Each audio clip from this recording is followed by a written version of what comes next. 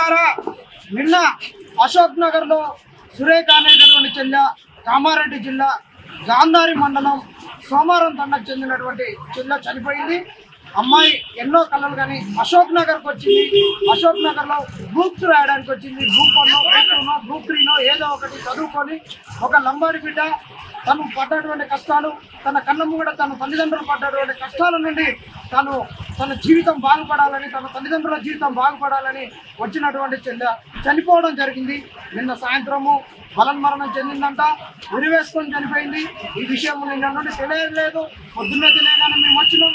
ఇక్కడ ఖాళీగా ఉన్నాము. ఇక్కడ మనకు పోలీస్ వెహికల్ కూడా కనిపిస్తుంది. ఏదేమైనా కావచ్చు, ఇక మరణానికి సంబంధించినటువంటి అంశాలు మనకు తెలియలేదు. సూసైడ్ నోట్ కూడా బయటికి రాలేదు.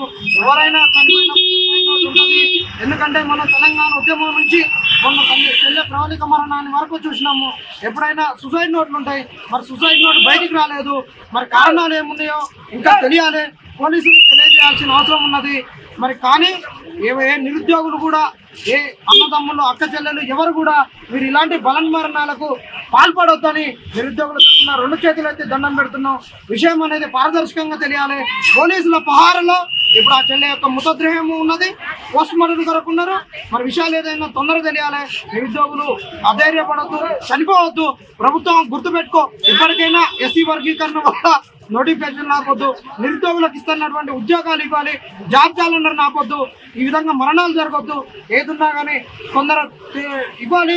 ఇప్పటికే చాలా మంది పిల్లలు కూడా మొన్న వచ్చిన పేపర్లతోటి వాటితోటి కొద్దిగా సంఖ్యతోటి చాలా ఇబ్బందులకు గురవుతారు, సతమతం అవుతారు. ఇలాంటివి జరగకుండా ఉండాలంటే ప్రభుత్వం త్వరగా జాబ్ నోటిఫికేషన్ ఇచ్చేటటువంటి చర్యకు పూనుకోవాలి.